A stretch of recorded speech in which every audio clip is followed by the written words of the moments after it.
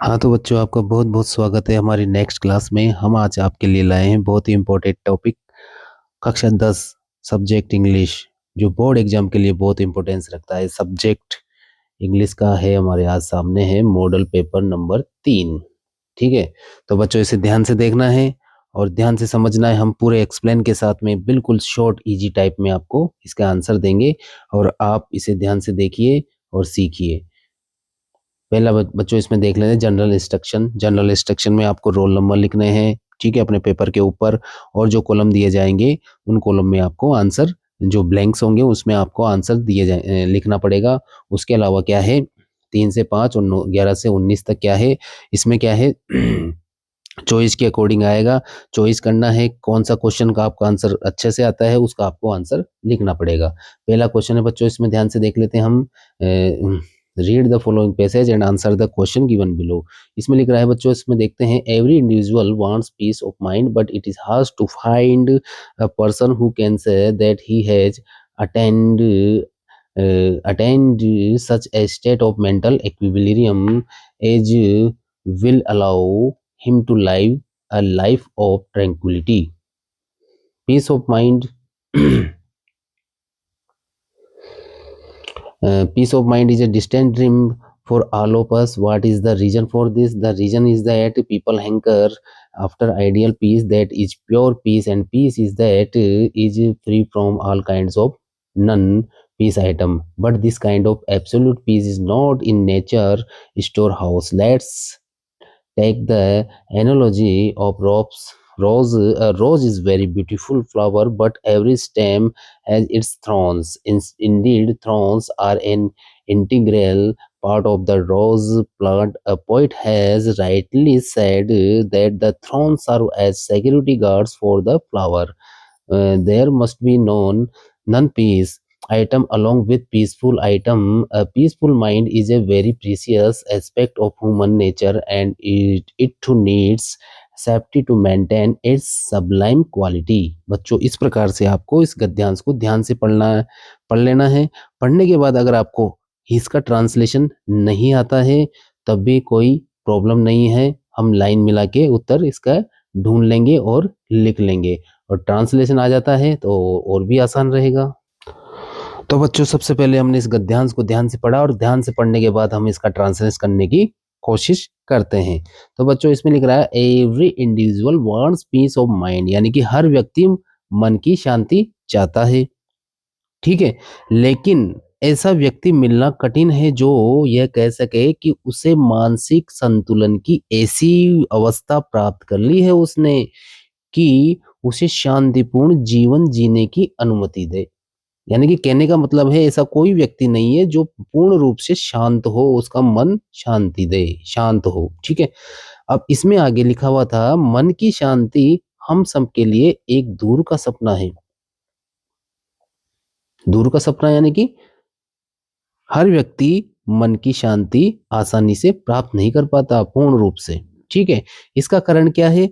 इसका कारण यह है कि लोग आदर्श शांति की चाह रखते हैं, यानी कि शुद्ध शांति जो सभी प्रकार की अशांति से मुक्त हो, यानी कि इस प्रकार की शांति हो कि उसे किसी भी प्रकार का अशांत मन प्राप्त नहीं हो। लेकिन इस प्रकार की पूर्ण शांति प्रकृति के भंडार में भी नहीं है। जैसे कवि कहता है,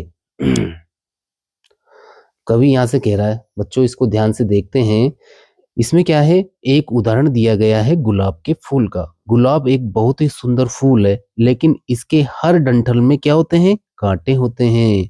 पता है, गुलाब की टहनियों में, इसके डंठल में कांटे होते हैं। वास्तव में कांटे गुलाब के पौधों का एक अभिन्न हिस्सा होता है। बिल्कुल सही बात है, क्योंकि वो कांटे उसी के साथ जुड़े हुए रहते हैं। एक कवि ने सही कहा है, कांटे फूल के लिए सुरक्षा प्रहरी का काम करते हैं। बिल्कुल सही बात है, ये कांटे जो होते हैं वो फूलों की रक्षा करते हैं। शांत वस्तुओं के साथ साथ अशांत करने वाली वस्तुएं भी आवश्यक होती है, क्योंकि शांत वस्तु जैसे फूल है, फूल को देखते हैं हमें क्या आनंद की अनुभूति होती है, लेकिन अशांत करने वाली चीज उससे जुड़ी हुई है। वो कौन सी चीज है? वो चीज है उसकी कांटे, ठीक है। फिर आगे क्या होता है, शांत मन मानव स्वभाव का एक अमूल्य मूल्यवान पक्ष होता है, लेकिन इसकी उत्कृष्ट गुणवत्ता को बनाए रखने के लिए सुरक्षा की आवश्यकता होती है।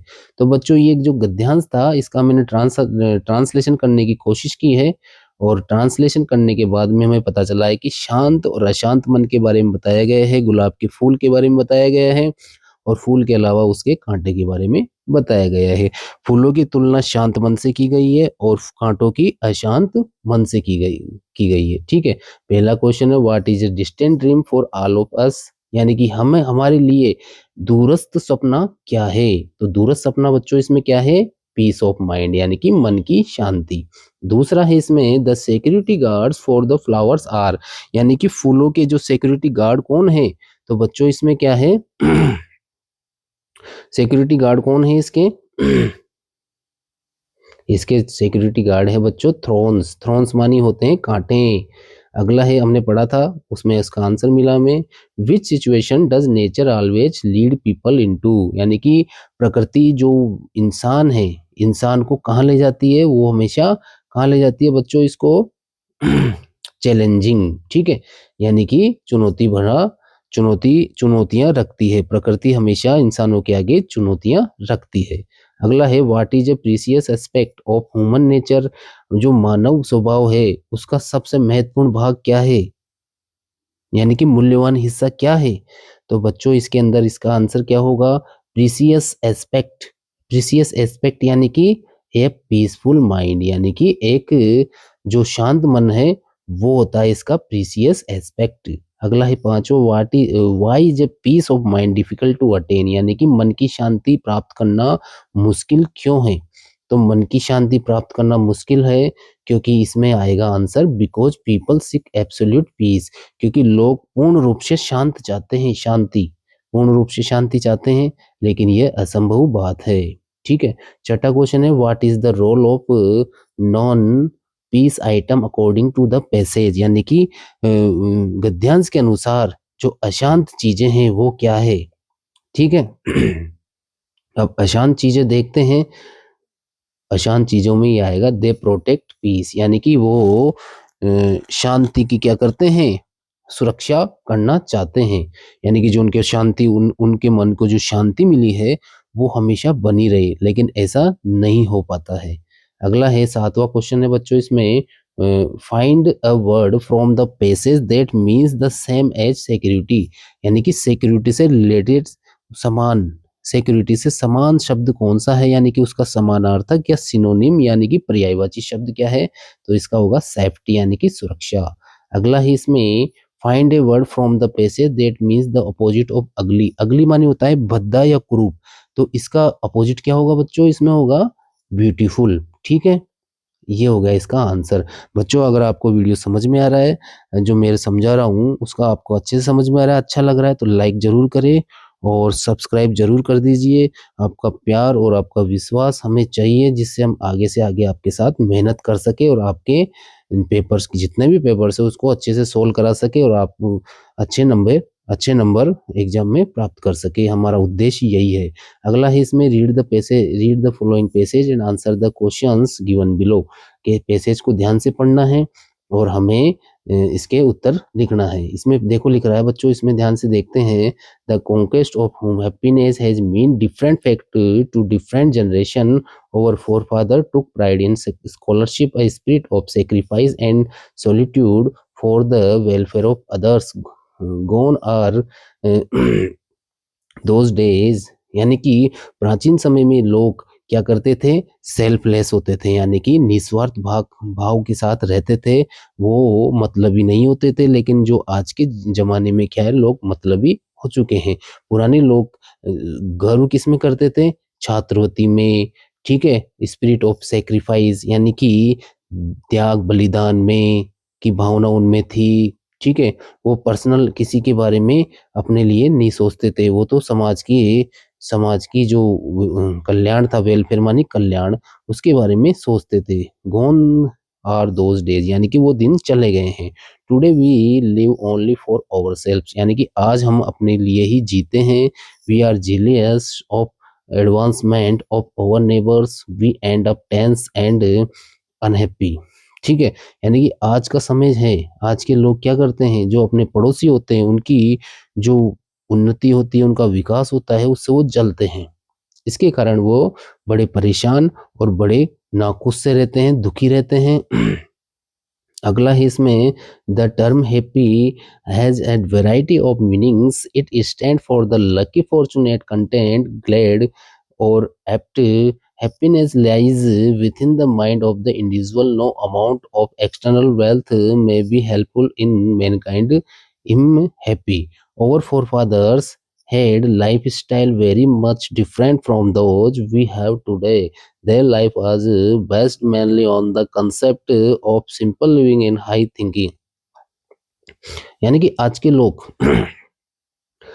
लोग जो पुराने समय में क्या होता था, पुराने समय में लोग क्या करते, simple living and high thinking पर विश्वास करते थे। यानी कि साधारण जीवन जियो और अच्छे सोच रखो, यानी कि सोच को उच्च रखो। People were satisfied with what ever they obtained after working hand hard. Excessive material wealth did not mean much for them. They derived mental satisfaction and enrichment which them aimed at. आगे है, the structural framework of all of our forefathers families were different from those of ours. They lived in a cohesive joint family structure where they were happier than us. They cared for each other. The siblings grew up with their cousins. The bond of love which they share cannot be easily found in the nuclear family of the day. The family provided an emotional cushioning effect against tension and stress. इस प्रकार से हमने ये गद्यांश को complete पढ़ लिया है।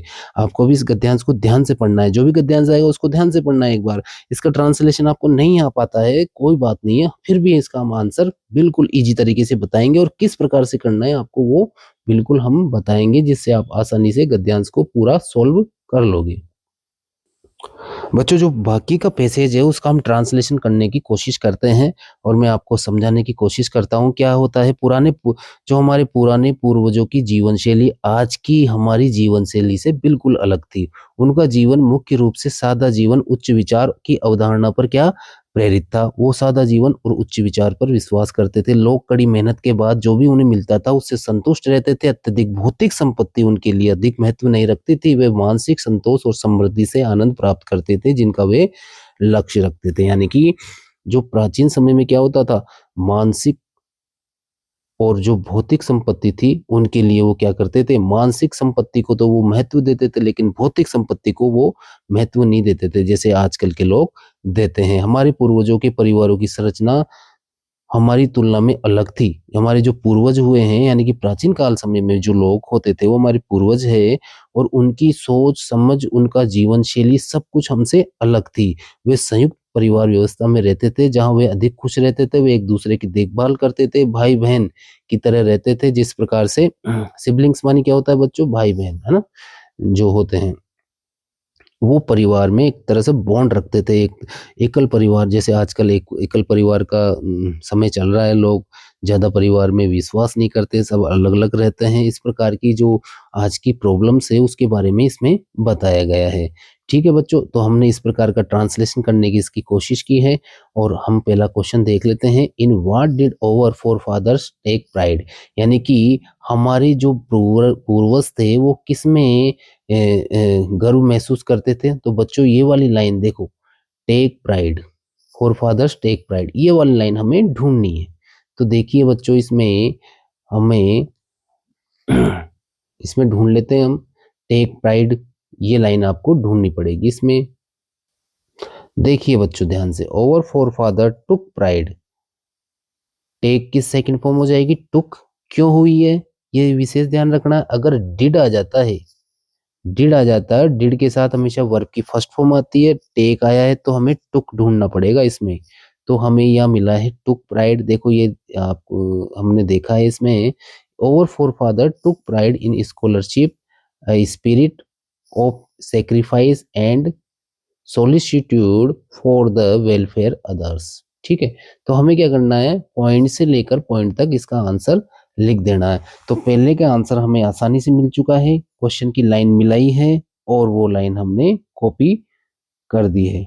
ठीक है, ये कॉपी हो जाएगी, सेम में से कैसे इसका आंसर आ जाएगा। अगला है क्वेश्चन 2 है what are we jealous of. हमने यानी कि हम किससे जेलेसी रखते हैं, ईर्ष्या रखते हैं। आया था ना बच्चों इसमें, तो हम देखते हैं इसमें यारा, ये रहा बच्चों, ये रहा इसमें we are jealous of advancement of our neighbours, यानी कि हम अपने पड़ोसियों की विकास से, खुशी से, उनकी उन्नति से चलते हैं। तो ये दूसरा इसका आंसर हो जाएगा। वीडियो को पॉज करके आसानी से आप रोक के देख सकते हैं और ध्यान से समझना है। बच्चों आपका प्यार हमें मिल रहा है, हम हमारी वीडियो आप अच्छे से देख रहे हो, और हम ये चाहते हैं कि आप अपने दोस्तों को, अपने मित्रों को, अपने सहपाठियों को भी बताएं, जिससे उनको अधिक से अधिक फायदा मिले और इंग्लिश के पेपर वो आसानी से सोल्व कर सके। अगला है on what concept have our forefathers lived their lives, यानी कि हमारे जो पूर्वज थे वो प्राचीन समय में किस प्रकार से अपने जीवन को जीते थे। उनका जीवन जीने की जो शैली थी वो किस प्रकार से अलग थी। तो देखिए बच्चों, वो simple living and high thinking पर क्या विश्वास करते थे। ये देखो कंसेप्ट मिल गया ना, ये पॉइंट, ये हमें जो क्वेश्चन का जो वर्ड था कंसेप्ट यानी कि शैली हमें मिल चुकी है, तो ये लिखेंगे simple living and high thinking, ये हो जाएगा बच्चों इसमें तीसरे का आंसर। ठीक है, कुछ नहीं करना, लाइन मिलानी है और उत्तर लिख देना है। ठीक है, थर्ड का क्वेश्चन आंसर मिल चुका है। फोर्थ है व्हाट डिड फैमिली प्रोवाइड, यानी कि परिवार क्या उपलब्ध करवाता है। ठीक है बच्चों, तो फैमिली क्या हमें उपलब्ध करवाता है।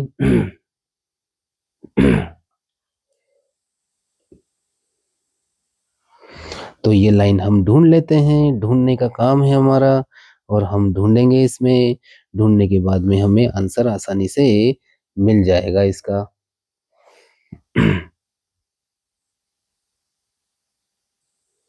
तो बच्चों में आसानी से इसका उत्तर मिल चुका है। देखो, the family provided an emotional cushioning effect against tension and stress. तो ये चौथे का आंसर हमें मिल चुका है। कुछ नहीं करना है आपको, गद्यांश पढ़ना नहीं आ रहा है आपको, उसका ट्रांसलेशन नहीं आ रहा है, फिर भी क्या करना है, लाइन मिला के उत्तर लिख देना है। ये देखिए, फैमिली फैमिली प्रोवाइड उपलब्ध कराता है परिवार, तो देखिए हमें आंसर इसका मिल चुका है, यह फैमिली प्रोवाइडेड। ठीक है, और यहाँ तक हम पॉइंट से लेकर पॉइंट तक इसका आंसर लिख देंगे और आपका बिल्कुल करेक्ट होगा ये आंसर। पांचवा है what kind of family did our forefathers use to live. What kind of family, किस प्रकार का परिवार, did our forefather use to live, यानी कि हमारा जो पूर्वज थे वो किस प्रकार के परिवार में रहते थे।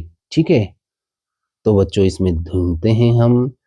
ये देखिए इसमें, ये देखो, ये रहा, they lived in A cohesive joint family structure. ठीक है, यहाँ तक इसका आंसर हो जाएगा। हमें आसानी से इसका आंसर मिल चुका है, ये पांचवे का उत्तर हो जाएगा। अगला है इसमें छठा क्वेश्चन है what can not be easily found in the nuclear familiar. Sorry, थोड़ा सा मिनिमाइज हो गया है, मैं इसको वापस ले लेता हूँ। हाँ ठीक है बच्चों, थोड़ी परेशानी के लिए क्षमा चाहते हैं आपसे। थोड़ा सा आगे देख लेते हैं, what can not be easily found in nuclear family. अब देखिए बच्चों, इसमें न्यूक्लियर फैमिली, न्यूक्लियर मानी होता है अणु, ठीक है, फैमिली मानी परिवार। तो देखते हैं न्यूक्लियर फैमिली हमें कहाँ मिलता है इसमें। अब उसमें ढूंढने के लिए हम कोशिश करते हैं, इसमें आप ढूंढेंगे और आसानी से आपको इसका आंसर मिल जाएगा। ये देखिए, be easily found in nuclear family of the day, तो हम लिखेंगे द बॉन्ड, पॉइंट से लेकर पॉइंट तक। देखो बच्चों, ये पॉइंट नहीं है इधर आसपास में, पॉइंट यहाँ पर है इसका, तो यहाँ से लिखेंगे the bond of love which the share can not be easily found in the nuclear family of the day. तो बच्चों इसका आंसर हो जाएगा छठे का आंसर, ये इजी तरीके से हमें मिल चुका है। अगला है सातवां क्वेश्चन है इसमें, right the similar word of the following from the passage. Uncontrolled, controlled मानी अनियंत्रित, अनियंत्रित से संबंधित शब्द कौन सा है, इसका सिनोनिम कौन सा है। तो देख लेते हैं, अनियंत्रित से संबंधित हम देखते हैं इसमें।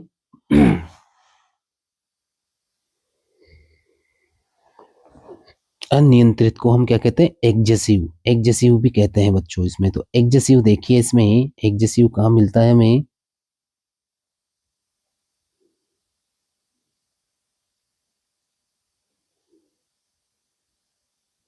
तो बच्चों ये रहा इसका आंसर, एग्जेसिव यानी अनकंट्रोल्ड, तो अनकंट्रोल्ड आ जाएगा इसमें, ये इसका सातवें का आंसर हो जाएगा। ठीक है, अगला है बच्चों, इसमें ध्यान से देखते हैं हम, सातवां आठवां क्वेश्चन है, एट्थ क्वेश्चन है, right the opposite word of the following from the passage. Luckless, luckless मानी होता है जो भाग्य के बिना होना, यानी कि दुर्भाग्यशाली। ठीक है, तो दुर्भाग्यशाली का होगा उल्टा फॉर्चुनेट। फॉर्चुनेट देखिए बच्चों इसमें, फॉर्चुनेट अगर आपको इसमें ढूंढना है, और इसका आंसर हो जाएगा फॉर्चुनेट। ठीक है, लकलेस का होगा फॉर्चुनेट। ठीक है, इसका आंसर ये हो जाएगा। अगला क्वेश्चन है बच्चों, इसमें ध्यान से देखते हैं हम। इसमें आगे हैं, सेक्शन बी आ चुका है, सेक्शन बी में है राइटिंग का है। यू आर जरा living in Pune, your friend Radha has won a gold medal in the state English debate competition. यानी कि तुम्हारा नाम जारा है और तुम पुणे में रहती हो, तुम्हारी जो मित्र है राधा, उसने क्या हुआ, जो राज्य स्तर की जो अंग्रेजी वाद विवाद प्रतियोगिता थी, उसमें उसने स्वर्ण पदक जीता है। Write a letter to congratulate her, यानी कि उसको जो सम्मान मिला है उसका, उसे क्या देना है, हमें कॉन्ग्रेचुलेशन देना है। उसके लिए हमें एक पत्र लिखना है। उसके अलावा क्या है बच्चों, और मानी अथवा है, अथवा में क्या करना है, दोनों में से एक करना है, जो आपको अच्छे से आता है वही आपको करना है इसमें। You are Sunil, you have passed 10th class in 2000। अब इसमें ये क्रॉस दे रखा है, इसका मतलब है सन कोई सा जो आपको लिखना है वो लिख सकते हैं, 25 26, 26 तो अब आएगा, 24 25 जो भी है। You have applied to board of secondary education Rajasthan Ajmer for the re-evaluation of your marks in English subject on 10th July 2024. Send an email to the Secretary Board of Secondary Education Rajasthan of the given email address। से ये देखो address ये दे रखा है, इसमें address ये लिख लेंगे हम, in for enquiring about the status of your marks. ठीक है, यानी कि आपने एग्जाम दिया है, यानी कि पिछले साल 10वीं का एग्जाम दिया था, उसमें आपके नंबर कम आए हैं, और आपको ऐसा लगता है कि आपने अच्छे से पेपर कराया है और पेपर में नंबर कम आए हैं, तो आप उसका रीटोटलिंग और री चेकिंग करवा सकते हैं। और आपको ईमेल करना है कहाँ पर, Rajasthan board of secondary education पे ईमेल करना है। तो बच्चों ईमेल लिखना बहुत इजी रहता है। ठीक है, ईमेल के लिए हम क्या करते हैं, ईमेल के लिए आपको पता होगा सबसे पहले क्या करते हैं, जैसे एक तो लेटर था या ईमेल, तो हम देखते हैं ईमेल लिख लेते हैं। ईमेल के लिए हम सबसे पहले क्या लिखेंगे, सबसे पहले हम एक बॉक्स बनाते हैं। ठीक है, उसमें बॉक्स हम बनाएंगे, अब इसमें सबसे पहले टू लिखेंगे, टू के बाद में हम क्या लिखेंगे, टू के बाद में हम लिखेंगे ईमेल एड्रेस। अब ईमेल एड्रेस ये दे रखा है इसमें, ये दे रखा है इसमें, तो हम लिख लेंगे SECY.BOSERAJ।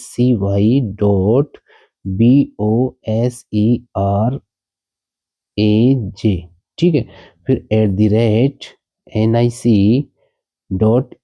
ठीक है, ये लिख लेंगे और एक बॉक्स बनाना तैयार कर देते हैं। ठीक है, ये बॉक्स बन रहा है अपना, ये बॉक्स हम स्टार्ट कर चुके हैं इसमें। उसके बाद में आपको पता है सीसी लिखते हैं। सीसी का मतलब है कि उसी ईमेल को हम दूसरे लोगों को भेजना है, ब्रॉडकास्ट करना है, दूसरों को भेजना है, उसमें उसका एड्रेस आता है, लेकिन हम इसमें ब्लैंक ही लिखते हैं, क्योंकि हमें तो एक इंडिविजुअल ईमेल एड्रेस पर क्या करना है, इसको ईमेल करना है। उसके बाद में हम लिखते हैं बीसीसी। बीसीसी माने होता है ब्रॉडकास्ट, यानी कि एक ही ईमेल को कई लोगों को भेजना होता है। वहां पर हम क्या करते हैं, उनको भी उनका भी ईमेल एड्रेस हम डाल देते हैं। ठीक है, उसके बाद में हम क्या लिखते हैं बच्चों, इसमें आपको पता है, इसके बाद में हम लिखेंगे सब्जेक्ट। ठीक है, सब्जेक्ट में, सब्जेक्ट यानी कि विषय। अब विषय क्या था हमारा इसमें, ये है हमारा विषय, enquiring about the status of your marks. तो योर को माई में कर देंगे और पूरी लाइन इसको ऐसे कैसे हम लिख लेंगे, हम लिखेंगे enquiring about the status of my marks. ठीक है, इस प्रकार से आप ये सब्जेक्ट, इसका विषय लिख लोगे। ठीक है, अब लिखने के बाद में आपको क्या करना है बच्चों,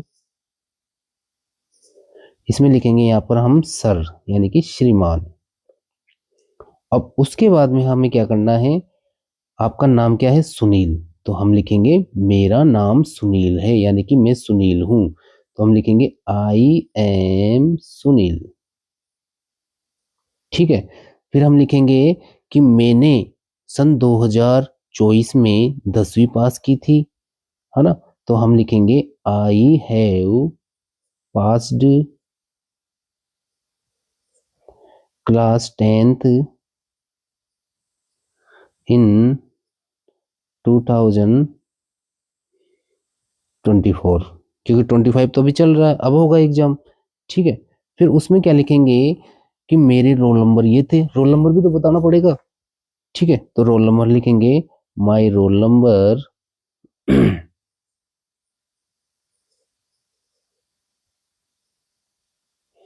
माय रोल नंबर इज, अब कुछ भी रोल नंबर लिख दो आप, 2 3 4 5 6, ठीक है, 7 ये लिख दिया।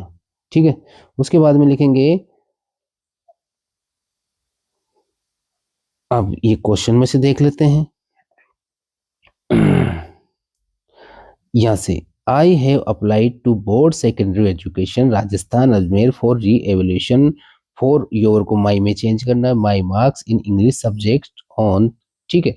ये वाली लाइन हम इसमें सेम ऐसे कैसे कॉपी कर देंगे। आपको विशेष ध्यान ये रखना है कि जो क्वेश्चन आएगा उसी में से आंसर आपको लिखना है, योर को माई में चेंज करना है और पूरी लाइन ऐसे कैसे आप लिख दोगे। ठीक है। तो हम लिखेंगे उसी क्वेश्चन में से देख के। ठीक है। आई हैव, ठीक है, उसके बाद में लिखेंगे applied, I have applied to the board for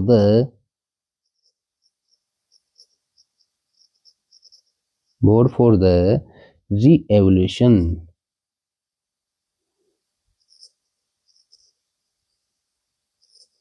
ये हो गया। ठीक है। ऑफ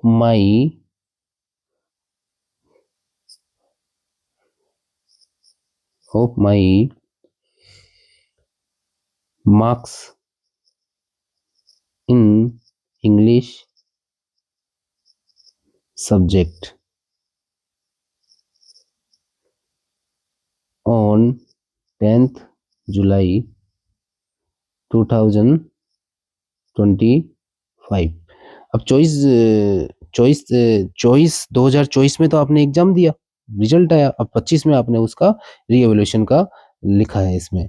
तो बच्चों ये वाली जो लाइन है हमने यहाँ से ली है, पूरा सेम कॉपी किया है, देखो।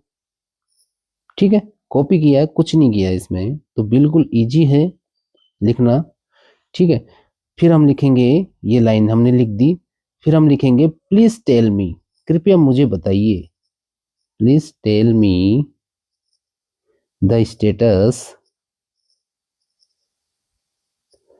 ऑफ माई मार्क्स, यानी कि मेरे नंबरों का स्टेटस बताइए, क्या स्तर रहा एट। अब कहाँ बताएंगे, आपने ईमेल किया है तो ईमेल पे उत्तर आएगा, तो आपको अपनी ईमेल आईडी डालनी पड़ेगी। तो इसमें लिखेंगे sunil@gmail.com बाय ईमेल, यानी कि ईमेल के द्वारा मेरी ईमेल आईडी पर आपको ये भेजना है। ठीक है। इसके बाद में लिख देंगे थैंकिंग यू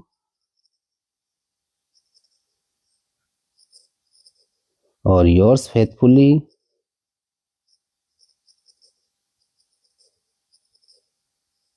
उसके बाद में सुनील लिख देंगे। तो बच्चों बिल्कुल इजी है, क्वेश्चन में से कुछ नहीं करना है, क्वेश्चन में से कॉपी करनी है।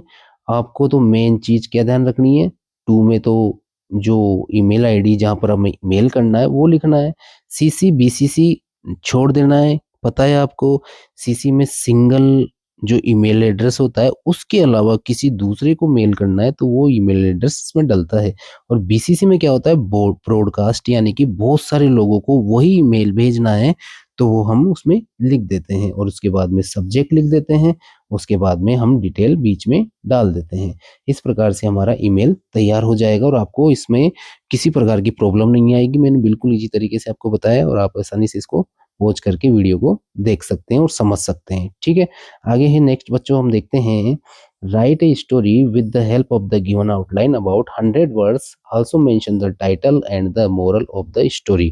यानी कि आपको 100 शब्दों में, यानी कि एक शब्द, यानी कि एक लाइन में 10 शब्द होते हैं, तो आपको कम से कम 10 लाइनें आपको स्टोरी लिखनी है, स्टोरी को पढ़ना है ध्यान से, और पढ़ने के बाद में पता लगाना कि स्टोरी काय की है, और उसका मोरल यानी कि शिक्षा भी लिखनी है। देखो, अ रेबिट एंड, अब स्टार्ट करते हैं, अ रेबिट एंड टोटोइज, यानी कि रेबिट यानी कि खरगोश और कछुआ की कहानी है, और ये बिल्कुल इजी है इसको देखने के बाद में। और उसके अलावा क्या है, एक स्टोरी और है अथवा में, इसमें है large number of mice cat lives in that house, यानी कि बहुत सारे चूहे हैं, बिल्ली है, बिल्ली और चूहे की कहानी है, तो इन दोनों में से एक कहानी हम लिख लेते हैं। तो बच्चों एक स्टोरी आएगी इसमें स्टोरी हम लिख लेते हैं, सबसे पहले टाइटल लिख लेते हैं स्टोरी, जैसे अ हेयर एंड द टोर्टोइज, यानी कि खरगोश और कछुआ। ठीक है, ये कहानी है। अब इस कहानी को हमें कैसे लिखना है, एक बार एक कछुआ और खरगोश था। ठीक है, तो हम लिखेंगे once there were once there were a hare and a tortoise. एक बार एक कछुआ और खरगोश था, खरगोश और कछुआ था। ठीक है, फिर हम लिखेंगे कछुआ बहुत धीमा चलता था, तो हम लिखेंगे द टोर्टोइज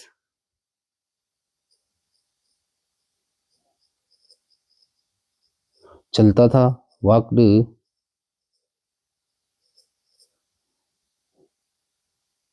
स्लोली, धीरे धीरे चलता था। ठीक है, उसके बाद में लिखेंगे कि खरगोश कछुए की चाल पर हंसा, तो हम लिखेंगे द हेयर, हंसा मानी laughed at the tortoise speed. ठीक है, अब स्पीड पे हंसा, यानी कि उसकी गति पर, धीमी चाल पर हंसा, तो फिर क्या होगा, उससे क्या हुआ, टोर्टोइज ने उससे एक शर्त लगाई। ठीक है, तो हम लिखेंगे the tortoise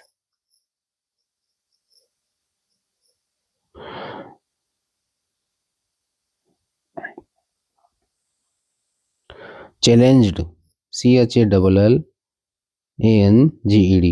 challenged him to run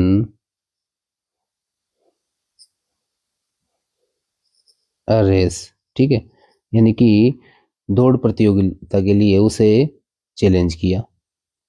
अब उस प्रकार से हमें इसी प्रकार से ये कहानी स्टार्ट करनी है और लिखनी है, और आप हिंदी से इंग्लिश में ट्रांसलेशन करके लिखोगे ना, तो आपको और भी अच्छे से ट्रांसलेशन कर पाओगे, जैसे मैंने हिंदी में बताया और इसको इंग्लिश में आपने ट्रांसलेशन किया। ट्रांसलेशन करने के बाद में आप आसानी से लिख पाओगे, और क्योंकि आपको स्टोरी तो कम से कम 8-10 स्टोरी तो आपको याद रखनी पड़ेगी, क्योंकि एक स्टोरी से काम नहीं चलेगा, 8-10 स्टोरी याद करनी पड़ेगी, और इंग्लिश टू इंग्लिश याद करोगे डायरेक्ट, तो आप उसमें भूल जाओगे, रटना नहीं है बिल्कुल भी, हिंदी से इंग्लिश समझ के लिखना है। ठीक है, फिर हम क्या लिखेंगे, रन यानी कि रेस के लिए उन्होंने चैलेंज किया, तो फिर हम लिखेंगे हेर ने यानी कि खरगोश ने उसे स्वीकार कर लिया, ही एक्सेप्टेड इट, यानी कि उसे स्वीकार कर लिया, यानी कि जो रन रेस के लिए उसने चैलेंज किया था उसको उसने स्वीकार कर लिया, लिख लिया है ना, स्वीकार कर लिया। उसके बाद में लिखेंगे द रेस बिगेन, यानी कि दौड़ शुरू हुई। ठीक है, फिर उसके बाद में हम लिखेंगे the hare ran very fast, यानी कि खरगोश बहुत तेज दौड़ा। ठीक है, फिर हम लिखेंगे जल्दी वो थक गया, सून यानी कि जल्दी, ही वाज टायर्ड, जल्दी वो थक गया। सो ही lay down under a tree, यानी कि एक पेड़ के नीचे लेट गया। एंड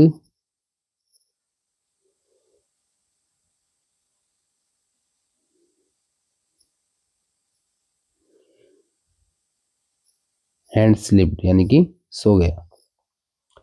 उसके बाद में क्या लिखेंगे, जो कछुआ था वो रेगुलर चलता रहा, बट द टोर्टोइज मूड, यानी कि चलता रहा स्लोली। ठीक है।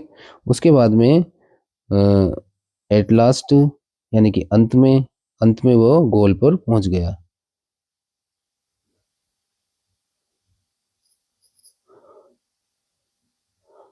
एट लास्ट ही रीच्ड, यानी कि पहुंच गया एट द गोल, गोल पे पहुंच गया। ठीक है। फिर उसके बाद में क्या होगा, जो नींद में सो रहा था खरगोश वो जागा। The hare woke up and ran very fast, यानी कि जो खरगोश था वो तेज, यानी कि नींद से जाग गया और फिर तेज दौड़ा। उसके बाद में लिखेंगे बट ही फाउंड, उसने पाया, he found the tortoise at the goal. ठीक है। यानी कि लक्ष्य पर उसको पाया, इस प्रकार से वो रेस हार गया। कौन हार गया, खरगोश हार गया। तो बच्चों इस प्रकार से हम आसानी से हिंदी से इंग्लिश बनाकर इसकी ट्रांसलेशन करके स्टोरी को आसानी से लिख सकते हैं। अब हमें इससे क्या शिक्षा मिलती है, डोंट बी प्राउड, यानी कि हमें घमंड नहीं करना चाहिए। तो इसकी मोरल क्या होगी, डोंट बी प्राउड, यानी कि घमंड मत करो। ठीक है। इस प्रकार से ये कहानी हमने लिखी है, लिखने की कोशिश की है। और भी इजी लैंग्वेज में हम आपको बताएंगे आगे, और बिल्कुल आसानी से आप इसे कर पाओगे और ट्रांसलेशन भी कर पाओगे। इसमें जो डिफ़िकल्ट मीनिंग्स हैं उनको आपको विशेष ध्यान रखना है, लिख लिख के याद करना है, लिख लिख के हमेशा याद करना है आपको, जिससे आपकी राइटिंग अच्छी हो। राइटिंग जो स्किल्स है वो आपकी अच्छी होगी, डेवलप होगी, और लिखने की प्रैक्टिस होगी, और आप अधिक से अधिक लिख पाओगे कम समय में। बच्चों आपको वीडियो अच्छा लग रहा है तो हमारे चैनल को सब्सक्राइब जरूर कीजिए। आगे देखते हैं बच्चों, इसमें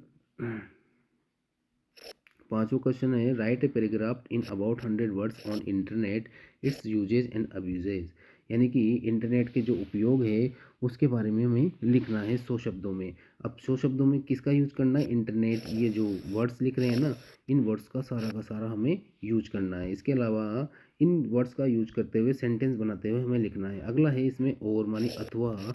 अथवा में क्या करना है आपको, right a paragraph in about 100 words on the given visual aids, यानी कि जो आपके सामने दृश्य प्रेरणा है। ठीक है। एक तो दृश्य प्रेरणा आता है, विजुअल एक वर्बल होता है, जो मौखिक प्रेरणा होती है, उसके बारे में आपको एक पैराग्राफ लिखना पड़ता है। आपके दो क्वेश्चन आते हैं, उन दोनों में से एक करना पड़ेगा। अब देखो विजुअल एड्स में क्या देखते हैं, हमें चित्र दे रखा है। चित्र को देखने के बाद में पता चल रहा है कि ये होली का दृश्य है, होली मल रही है, लोग ढोल नगाड़े बजा के नाच रहे हैं और रंग की पिचकारियाँ चला रहे हैं। तो होली के बारे में हमें इसमें लिखना पड़ेगा बच्चों। तो आसानी से हम होली का इसमें निबंध लिख लेंगे। और निबंध लिखने के बाद में जैसे ये है, इसमें इसमें देखते हैं हम ध्यान से, पैराग्राफ है ना। तो सबसे पहले ऊपर तो हम लिखेंगे पैराग्राफ। ठीक है।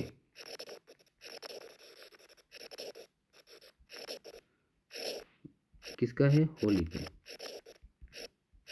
या तो होली पे लिख लो, या उसके अलावा आप चाहे तो इंटरनेट के यूज और उसके अब्यूज़, मानी उसके जो दुष्परिणाम है उसके बारे में आप आसानी से लिख सकते हो। होली के बारे में आपको लिखना है, होली पे आप क्या क्या करते हो उसके बारे में आप इसमें आसानी से लिख सकते हो। ठीक है।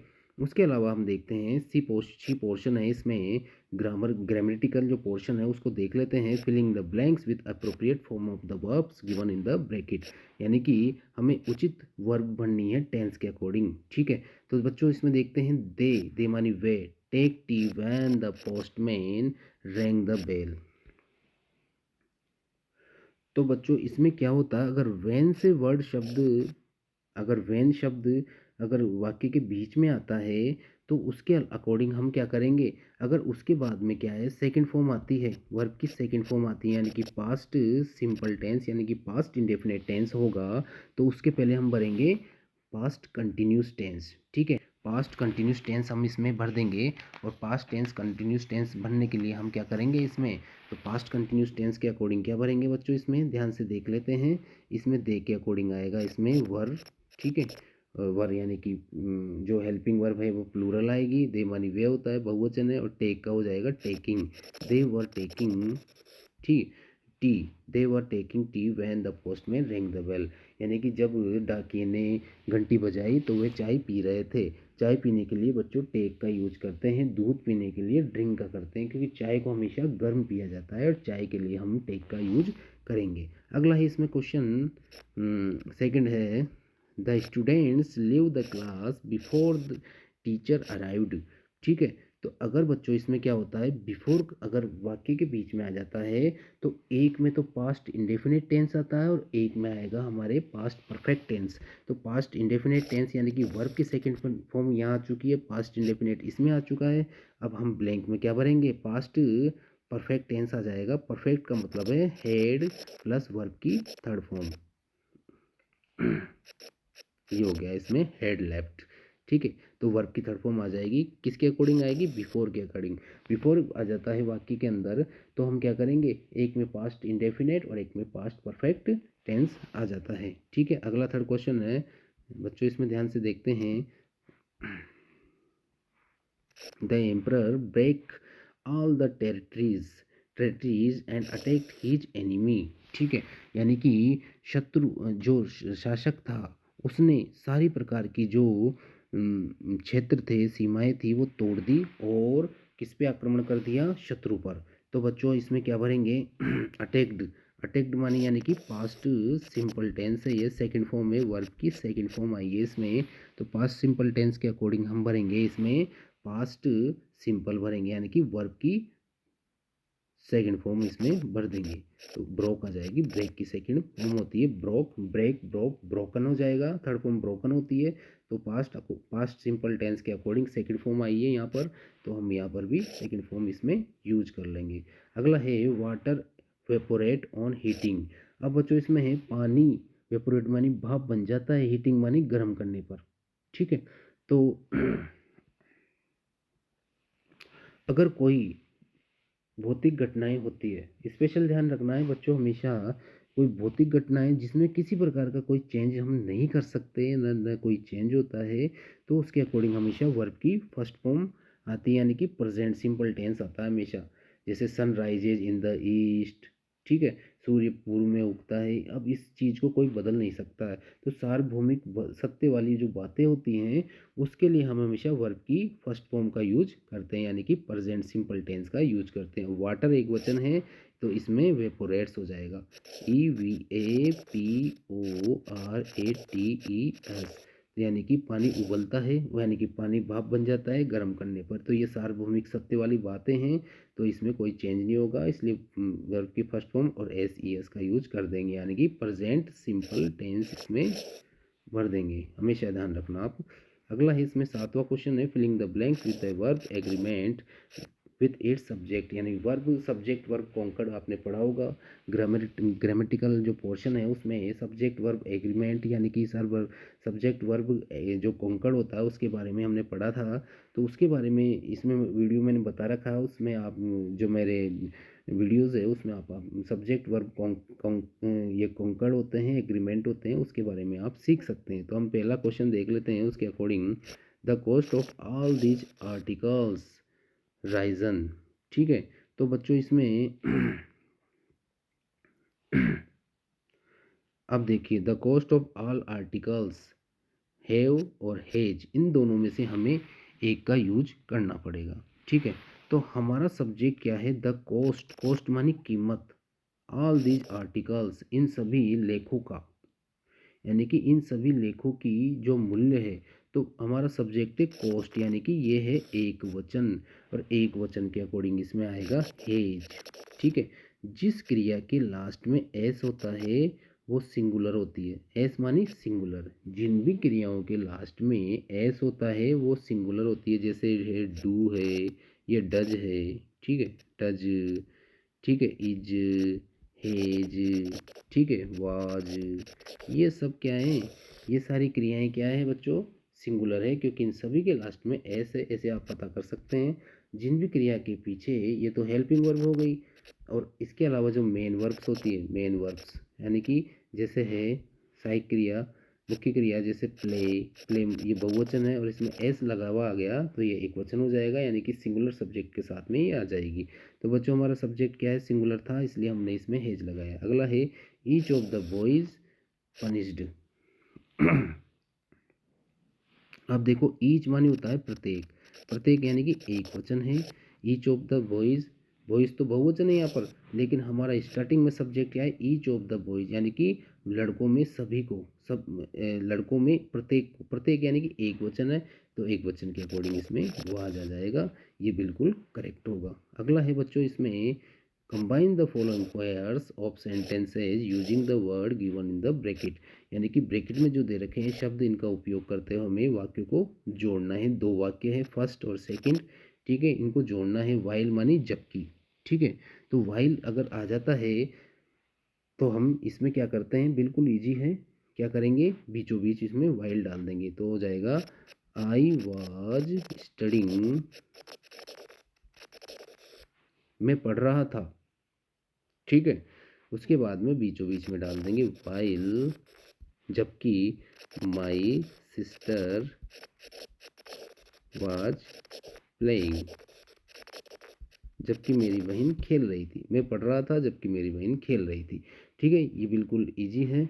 वाइल आएगा, दोनों वाक्यों के बीच में जो पॉइंट आता है, पॉइंट को हटाकर वाइल का यूज करना है और इसे ऐसे कैसे लिख लेना है। ठीक है, और विशेष ध्यान ये रखना है, वाइल के बाद में जो सेकंड सब्जेक्ट का सेकंड में सेकंड सेंटेंस के अंदर जो पहला वर्ड आता है वो हमेशा स्मॉल आएगा। ठीक है, तो स्मॉल आया है इसमें। आगे है Rohan missed the train he left home late. ठीक है, तो बच्चों इसमें क्या करना है, रोहन मिस्ड द ट्रेन, यानी कि रोहन ने ट्रेन छोड़ दी या रोहन की ट्रेन छूट गई। ही लेफ्ट होम लेट, यानी कि उसने घर देरी से छोड़ा। अब बच्चों उसकी ट्रेन छूट गई है और उसने देरी से घर छोड़ा है, तो कारण आ गया ना, क्योंकि वो घर से लेट निकला और ट्रेन छूट गई। तो हम क्या करेंगे, पहले हम उस वाक्य को लिख लेंगे, उस वाक्य को लिख लेंगे। ठीक है, तो ये दूसरे का आंसर देख लेते हैं, जैसे हम लिखेंगे रोहन मिस्ड द ट्रेन, लिख लिया। उसके बाद में यानी कि रोहन की जो ट्रेन है वो मिस हो गई, छूट गई। अब हम बिकॉज लिख देंगे, VECAUSE, ठीक है, because he left home late, तो बिकॉज बीच में आ जाएगा, कारण के लिए बिकॉज का यूज करते हैं। नवा क्वेश्चन है बच्चों इसमें, change the following sentence into passive voice. Passive voice में हमें वाक्य को लिखना है, Sita has sent me a gift.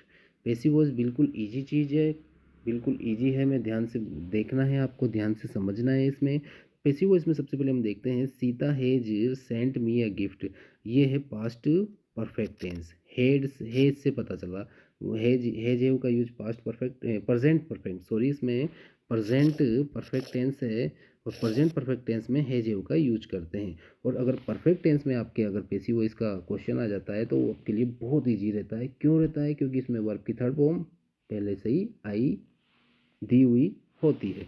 तो सबसे पहले हम लिखेंगे ऑब्जेक्ट का सब्जेक्ट। अब देखिए इसमें डबल ऑब्जेक्ट है बच्चों, इसमें एक तो मी है और है, एक है अ गिफ्ट। तो सबसे पहले हम लिखेंगे फर्स्ट ऑब्जेक्ट, तो इसको मी का हो जाएगा आई, क्योंकि आई को मी में चेंज करते हैं, मी का आई हो जाएगा, आई हो गया। अब आई के बाद में हमें लिखना है नेक्स्ट टेंस की हेल्पिंग वर्ब। तो आई हैव बीन, ठीक है, आई हैव बीन, फिर उसके बाद में लगाएंगे वर्ब की थर्ड फॉर्म सेंट। ये वर्ब की थर्ड फॉर्म है, ऐसे कैसे आई है, इसको ऐसे कैसे लिखना है third form, I have been sent. उसके बाद में लिखना है second object, sent a gift by Sita. नाम ऐसे कैसे आ जाएगा, उसके पहले बाय का यूज कर देंगे।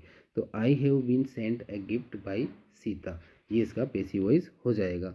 अगला है बच्चों इसमें rewrite the following sentence changing into indirect speech. Direct indirect है वो आपने पढ़े होंगे और इसको हम आसानी से सोल्व कर लेते हैं। जैसे है Mohan said to Ram please don't tease me, ठीक है, प्लीज डोंट टीज मी, ठीक है। तो हम लिखेंगे सबसे पहले प्लीज आ जाता है, तो प्लीज के लिए हम क्या करते हैं बच्चों, सेड टू को रिक्वेस्टेड में चेंज कर देते हैं। तो हम लिखेंगे मोहन रिक्वेस्टेड